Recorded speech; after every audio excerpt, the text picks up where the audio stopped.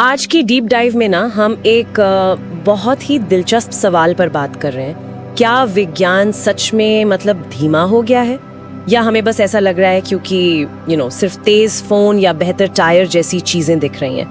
हमारे पास विज्ञान की प्रकृति, उसकी खोजों और हाँ उसकी सीमाओं पर भी कुछ सोचने वाले स्रोत हैं। तो मिशन ये है कि समझें क्या विज्ञान वाकई एक जगह रुक सा गया है या पर्दे के पीछे अब भी बड़े बदलाव चल रहे हैं। चलिए देखते हैं। हाँ, ये सवाल बिल्कुल सही जगह चोट करता है। मतलब ये फर्क समझने की बात है मौलिक विज्ञान और तकनीकी तरक्की के बीच का। अक्सर जो हमें नया अपडेट लगता है, कोई नया ऐप मान लीजिए या तेज प्रोसेसर, वो असल में वो सालों बल्कि दशकों पहले हुई किसी बुनियादी वैज्ञानिक खोज का नतीजा होता है। अच्छा, जैसे सेमीकंडक्टर की समझ या इंफॉर्मेशन थ्योरी। तो तकनीक जो है ना, वो अक्सर उस विज्ञान की बुनियाद पर बनी इमारत की ऊपरी मंजिल जैसी है। सही कहा। मतलब तकनीक शायद हमें दुनिया में घूमने के लिए बेहतर नक्शे देती है, पर मौलिक विज्ञान वो कभी-कभी पूरी दुनिया ही बदल देता है। जैसे कोपरनिकस ने कहा कि पृथ्वी सूर्य के चारों ओर घूमती है। हाँ, बिल्कुल। या आइंस्टाइन की सापेक्षिकता। ये सिर्फ बेहतर नक्शे नहीं थे, ये तो दुनिया को देखने का पूरा नजरिया बदलने वाले थे। पर ऐसा क्यों लगता है कि बड़ी खोजों की रफ्तार कम हो गई है? तो क्या इसका एक कारण ये हो सकता है कि जो मौलिक खोज होती है, जैसे क्वांटम सिद्धांत, और उसका जो असर दिखता है हमें, जैसे क्वांटम कंप्यूटर, उसके बीच दशकों का फासला हो सकता है? बिल्कुल, ये एक बड़ा कारण है। और इसमें सिर्फ मानवीय जिज्ञासा ही नहीं, दूसरे फैक्टर्स भी हैं। देखिए, खोज की इच्छा तो है, वो मजबूत है, पर विज्ञान सिर्फ इच्छा से तो चलता नहीं। फंडिंग कहाँ जा रही है? क्या वो ऐसी रिसर्च को सपोर्ट कर रही है जिसका तुरंत कोई फायदा न दिखे, मतलब जिज्ञासा आधारित रिसर्च, या सिर्फ उन प्रोजेक्ट्स को पैसा मिल रहा है जिनका लक्ष्य पहले से तय है? अच्छा, हाँ। सहयोग का माहौल कैसा है? जरूरी इंफ्रास्ट्रक्चर, संसाधन, वो सब है या नहीं? ये सारी चीजें मिलकर तय करती हैं कि प्रगति कितनी तेज होगी और किस दिशा में होगी। ऐसे अंतरिक्ष यात्रा का ही उदाहरण लें, ये पारंपरिक रॉकेट्स, इनमें ईंधन का वजन ही इतनी बड़ी सीमा है। बिल्कुल। मंगल तक जाने वाले यान का सोचिए, 90% से ज्यादा वजन तो शायद ईंधन का ही होता है। हाँ, बिल्कुल। इसीलिए तो वैज्ञानिक अब सक्रिय गुरुत्वाकर्षण नियंत्रण जैसे आइडियाज पर काम कर रहे हैं। मतलब रॉकेट की तरह धक्का देने के बजाय ग्रेविटी को ही कंट्रोल करके आगे बढ़ना। हाँ, बहुत क्रांतिकारी विचार है ये। जाहिर है ये अभी इंजीनियरिंग की हकीकत से बहुत दूर की बात लगती है, पर ये ठहराव नहीं है। ये दिखाता है कि हम बड़ी चुनौतियों से जूझ रहे हैं। सही बात। और विज्ञान की सीमाएं सिर्फ तकनीकी नहीं होती हैं, कुछ दार्शनिक सवाल भी हैं, जैसे खोज का मतलब क्या है? क्या ये कोई अचानक से दिमाग में आया यूरेका मोमेंट है, या फिर ये एक व्यवस्थित प्रक्रिया है जिसे शायद मशीनें भी सीख सकती हैं? दिलचस्प। और फिर नैतिक सीमाएं भी हैं। मैनहट्टन प्रोजेक्ट को याद कीजिए, या आज जो एआई और जेनेटिक इंजीनियरिंग पर बहस चल रही है। ये सब हमें विज्ञान की जबरदस्त ताकत और साथ ही समाज के प्रति उसकी जिम्मेदारी की भी याद दिलाते हैं। और हाँ, सबसे जरूरी बात तो शायद ये है कि अनसुलझे सवालों की एक पूरी दुनिया पड़ी है। फिजिक्स में देख लीजिए, क्वांटम गुरुत्वाकर्षण का रहस्य, डार्क मैटर, डार्क एनर्जी, क्या हैं ये चीजें? बायोलॉजी में जीवन की शुरुआत कैसे हुई, ये कितना बड़ा सवाल है। कंप्यूटर साइंस में P बनाम NP प्रॉब्लम, तंत्रिका विज्ञान में चेतना क्या है? बिल्कुल। ये जो विशाल अज्ञात इलाके हैं ना, यही दिखाते हैं कि विज्ञान थमा नहीं है, वो तो ज्ञान की नई सीमाओं को खंगालने में लगा हुआ है। तो संक्षेप में कहें तो विज्ञान ठहरा हुआ नहीं है। बिल्कुल नहीं। ये एक लगातार चलने वाली प्रक्रिया है जिसमें छोटे छोटे सुधार भी होते हैं और बड़े क्रांतिकारी बदलाव भी। जो हमें कभी कभी सिर्फ अपडेट जैसा लगता है, वो अक्सर तकनीक का चेहरा होता है, पर उसके नीचे मौलिक विज्ञान की गहरी धारा हमेशा बहती रहती है। हाँ, मानवीय जिज्ञासा जिंदा है, लेकिन फंडिंग, सहयोग, नैतिक विचार, ये सब मिलकर उसकी गति और दिशा तय करते हैं। क्या हो अगर खोज की परिभाषा ही बदल रही हो?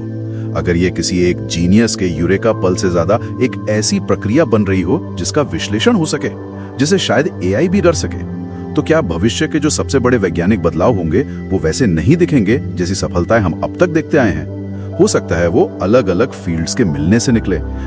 ग्राहम बेल के टेलीफोन से लेकर आज के स्मार्टफोन तक, क्या भविष्य में हम सिर्फ अपग्रेड ही देखते रहेंगे, या फिर कोई बिल्कुल नई चीज, कोई बिल्कुल अलग रास्ता भी मुमकिन है, शायद विज्ञान और गणित से भी परे?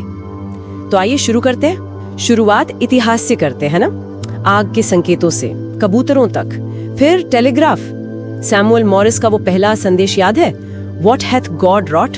हाँ, ईश्वर ने क्या रचा है, बिल्कुल। और फिर आया बेल का टेलीफोन, उसने तो सब कुछ बदल दिया। का ये अंतर समझना बहुत जरूरी है। आविष्कार है कुछ एकदम नया बनाना, जैसे टेलीफोन, पहले था ही नहीं। और नवाचार वो है किसी मौजूदा चीज को बेहतर बनाना या उसका बिल्कुल नया इस्तेमाल खोजना। जैसे एप्पल का आईफोन। हाँ, बिल्कुल सही उदाहरण है। एप्पल ने स्मार्टफोन का आविष्कार नहीं किया, लेकिन उन्होंने उसे इस्तेमाल करने का तरीका, उसका अनुभव, उसमें क्रांति ला दी। और अक्सर यही होता है, नवाचार ही बाजार को ज्यादा बदलता है। हाँ, और कई बार तो उसका असर मूल आविष्कार से भी ज्यादा गहरा होता है। बिल्कुल, और इसी से जुड़ी एक और चीज है, विघटनकारी प्रौद्योगिकी, डिसरप्टिव टेक जिसे कहते हैं। अच्छा, वो क्या है? ये वो तकनीक है जो अचानक आती है और पूरे उद्योग को या हमारी आदतों को ही बदल देती है। सोचिए, मोबाइल फोन ने लैंडलाइन का क्या किया। हाँ, सही बात है। या स्ट्रीमिंग सेवाओं ने कैसे बदला मनोरंजन को। एग्जैक्टली। तो जिसे हम कई बार सिर्फ अपग्रेड कह देते हैं, वो भी अपने आप में एक बहुत शक्तिशाली नयापन हो सकता है। ये तो हुई आविष्कार और नवाचार की बात। अब जरा विज्ञान की तरफ देखें। 1G से 5G तक का सफर तो हमने देखा है। स्पीड बढ़ी, क्षमता बढ़ी, SMS से वीडियो कॉल, अब IoT। क्या 5G के बाद भी कुछ है या बस यहीं तक? नहीं, बिल्कुल है। असल में बहुत कुछ है। अभी से 6G की बातें शुरू हो गई हैं। अच्छा। हाँ, उम्मीद है कि 2030 के आसपास आ जाएगा और ये 5G से शायद 100 गुना तेज हो सकता है। 100 गुना? उससे क्या क्या मुमकिन होगा? सोचिए, होलोग्राफिक संचार, मतलब आप किसी का 3D होलोग्राम देख पाए बात करते हुए। AI से चलने वाले नेटवर्क्स और इससे भी आगे की चीजें हैं। जैसे सिमेंटिक संचार, सिमेंटिक कम्युनिकेशन। ये सिर्फ डेटा बिट्स नहीं भेजेगा, ये AI का इस्तेमाल करके जानकारी का अर्थ समझने और भेजने पर फोकस करेगा। मतलब ज्यादा कुशल संचार? बहुत ज्यादा कुशल। फिर क्वांटम संचार है। ये क्वांटम कुंजी वितरण QKD जैसी तकनीकों से लगभग अटूट सुरक्षा का वादा करता है। हैकिंग लगभग नामुमकिन। वाह। और वो जो सबसे ज्यादा भविष्यवादी लगता है? हाँ, वो शायद है मस्तिष्क कंप्यूटर इंटरफेस BCI और मस्तिष्क मस्तिष्क इंटरफेस BBI। मतलब दिमाग से सीधा कंट्रोल या दिमाग से दिमाग तक बात? हाँ, कुछ वैसा ही। बिना कीबोर्ड, बिना माइक, सीधे दिमाग से डिवाइस कंट्रोल करना। या शायद दो दिमागों के बीच सीधा संचार बिना किसी बाहरी डिवाइस के। बात रे, ये तो सचमुच एक बिल्कुल नई चीज लगती है ना? ये विज्ञान कथा जैसा लगता है, पर इस पर काम चल रहा है। लेकिन इसके सामाजिक नैतिक पहलू भी तो होंगे, और यहीं पर वो सवाल आता है जो विज्ञान और गणित से परे जाने की बात कर रहा था।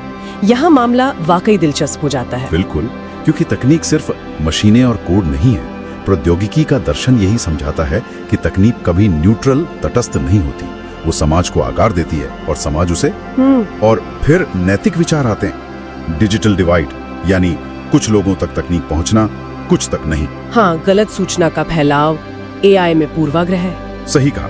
तो सवाल ये उठता है कि हमें क्या बनाना चाहिए? सिर्फ जो बन सकता है वो बना देना काफी है? नहीं, बिल्कुल नहीं। इसीलिए संचार डिजाइन और डिजिटल मानविकी जैसे क्षेत्र भी जरूरी हैं। ये सिर्फ काम करने पर नहीं, बल्कि अनुभव, सुंदरता और मानवीय पहलू पर जोर देते हैं। और आपने प्रकृति का भी जिक्र किया था। हाँ, जैव संचार, बायो कम्युनिकेशन। पौधे और जानवर कैसे संवाद करते हैं, क्या हम उनसे कुछ सीख सकते हैं? और हाँ, ये साफ कर दूं कि ये वैज्ञानिक BCI BBI से अलग है। वो जो टेलीपैथी की बात होती है, वो छद्म विज्ञान है। तो इन सब बातों का निचोड़ क्या है? मतलब संचार में नयापन कई तरह से आ सकता है। हाँ, बिल्कुल। ये कोई मूल आविष्कार हो सकता है, जैसे टेलीफोन, या कोई विघटनकारी नवाचार जैसे स्मार्टफोन, या फिर BCI जैसी कोई बड़ी वैज्ञानिक छलांग। और मानवीय मूल्यों से प्रेरित कोई नया नजरिया या डिजाइन भी। एग्जैक्टली। शायद भविष्य सिर्फ तेज तकनीक का नहीं है। असली चुनौती है तकनीक को मानवीय मूल्यों और जिम्मेदारियों के साथ कैसे जोड़ा जाए। शायद सबसे बड़ी नई चीज यही होगी कि हम कनेक्शन या जुड़ाव को ही कैसे फिर से परिभाषित करें, ज्यादा सार्थक, ज्यादा जिम्मेदार। क्या प्रकृति में जो संचार के तरीके हैं, जैव संचार, क्या वो हमें ऐसे रास्ते दिखा सकते हैं जो इलेक्ट्रॉनिक्स पर निर्भर ही ना हो? क्या पता अगला बड़ा आविष्कार वहीं छुपा हो। बिल्कुल। सवाल ये कि क्या विज्ञान और गणित जिस तरह से हम उन्हें आज जानते हैं, क्या उनका ये एक रास्ता मुमकिन था, या कोई और दिशा, कोई और सूझ भी हो सकती थी? हाँ, बिल्कुल। ये सवाल बहुत दिलचस्प है। ये सिर्फ तथ्यों का सवाल नहीं है, ये ज्ञान की प्रकृति, मतलब ज्ञान बनता कैसे है, उस पर एक दार्शनिक सवाल है। सही कहा। ये सीधा ज्ञान मीमांसा यानी एपिस्टेमोलॉजी के दायरे में आता है। बिल्कुल, कि ज्ञान क्या है, कहाँ से आता है, इसकी हदें क्या हैं। और आज हम इसी की पड़ताल करेंगे, जो भी हमारे पास स्रोत उपलब्ध हैं उनके आधार पर। बहुत बढ़िया। तो चलिए शुरू करते हैं। इतिहास क्या कहता है? क्या ये विषय हमेशा से ऐसे ही थे, देखिए, दिलचस्प बात यह है कि गणित और दर्शन इतिहास में बहुत गहरे जुड़े रहे हैं। आप प्लेटो को देखें, पाइथागोरस को, या बाद में डेकार्ट और लाइबनिट्ज को। हाँ, ये बड़े नाम हैं। इन सब विचारकों के लिए गणित सिर्फ हिसाब किताब नहीं था, वो इसे सत्य और अस्तित्व को समझने का जरिया मानते थे। इसे फिलोमैथिक्स भी कहा गया है, मतलब गणित से प्रेम। अच्छा, फिलोमैथिक्स। हाँ, तो अगर सोचने का नजरिया, वो दार्शनिक दृष्टिकोण अगर अलग होता तो शायद गणित और विज्ञान का विकास भी अलग होता। लेकिन गणित तो बहुत अमूर्त लगता है, नियमों पर आधारित। उसे तो विज्ञानों की रानी भी कहते हैं। इसमें अलग कैसे हो सकता है? अच्छा सवाल है। पर गणित की यही अमूर्तता ही उसे संभावनाएं देती है। और यहाँ पर कर्ट ग्योडेल का जो अपूर्णता प्रमेय है, वो बहुत अहम हो जाता है। ग्योडेल का अपूर्णता प्रमेय? हाँ, सुना है इसके बारे में। हाँ, तो ये प्रमेय गणितीय रूप से ये दिखाता है कि कोई भी औपचारिक प्रणाली अगर वो काफी शक्तिशाली है, जैसे गणित, तो उसमें हमेशा ऐसे सच्चे कथन होंगे, ऐसी सच्चाइयां होंगी जिन्हें आप उसी प्रणाली के नियमों के अंदर रहकर साबित नहीं कर सकते। एक मिनट, क्या मतलब? गणित जिसे हम एकदम तर्कसंगत और पूरा मानते हैं, उसमें भी ऐसी बातें हैं जिन्हें वो खुद साबित नहीं कर सकता। हाँ बिल्कुल, इसका सीधा मतलब ये है कि गणित अपनी बनावट में ही एक तरह से अधूरा है। अरे, और इसीलिए उसमें हमेशा नए विचारों की, नई खोजों की गुंजाइश बनी रहती है। वो कभी पूरा या खत्म नहीं हो सकता। कमाल है। ये तो गणित की बात हुई। अच्छा, विज्ञान के बारे में क्या?